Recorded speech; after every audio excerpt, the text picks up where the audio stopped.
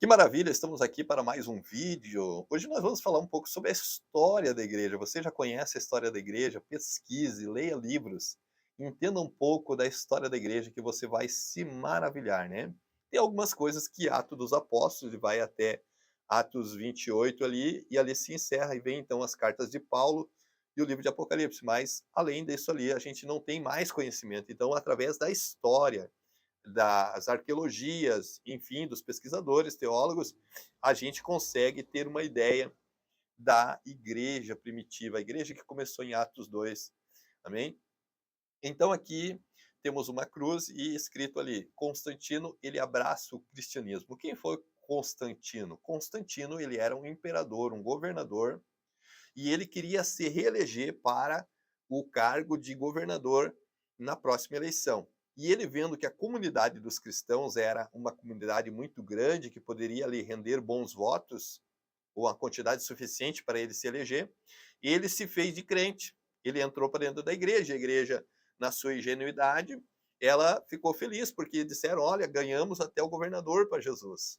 Mas era uma estratégia política dele entrar para o evangelho para que ele fosse reeleito. E após ele ser reeleito, a igreja, eles deixaram que Constantino trouxessem para dentro da igreja costumes, culturas, ideologias que eram ideias de homens. Ele mudou a fórmula do batismo, que era em nome de Jesus Cristo, para Pai, Filho e Espírito Santo, adotou a forma de batismo de criança, adotou a fórmula de adoração de ídolos, de imagens, de escultura, e a igreja ela entrou num período chamado a Era das Trevas. Nós vemos aqui que Constantino, então, ele introduziu a doutrina trinitariana, introduzindo, foi criada no Concílio de Nicéia no ano 325 depois de Cristo.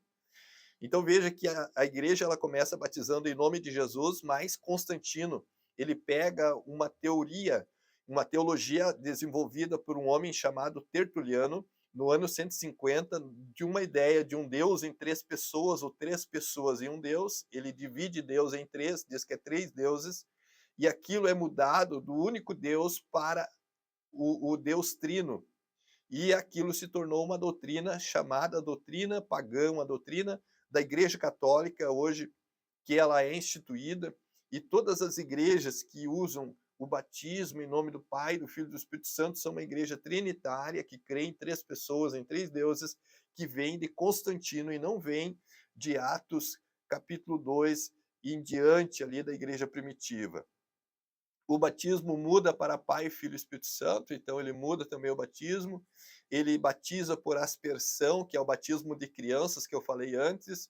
O abandono da verdade, em 1 Timóteo 4:1, 2 Timóteo 4:4 e 1 João 2:18 e 19. A igreja ela chega numa era chamada a Era das Trevas.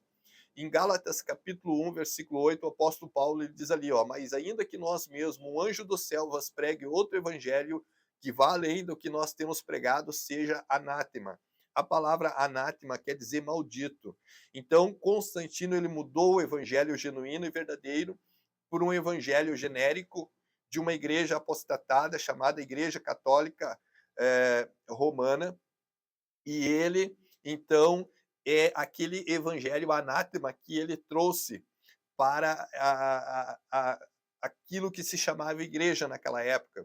Então aqui Paulo está dizendo, ainda que nós mesmo, anjo do céu, pregue outro evangelho, que vá além daquilo que nós temos pregado, que seja anátema, um evangelho maldito. Nós não podemos fazer parte desta maldição, nós não podemos fazer parte desse evangelho que foi modificado. Nós devemos ficar com a doutrina dos apóstolos, aquilo que Jesus mandou os apóstolos pregar, aquilo que Jesus pregou, é com isso que nós devemos de ficar, e não com uma doutrina de homens, doutrina inventada por homens, e não a vontade de Deus para nossas vidas. Por isso que nós estamos aqui buscando a verdade, e nós devemos de estudar um pouco sobre a história da igreja, para nós conhecer um pouco mais da verdade do Senhor Jesus Cristo.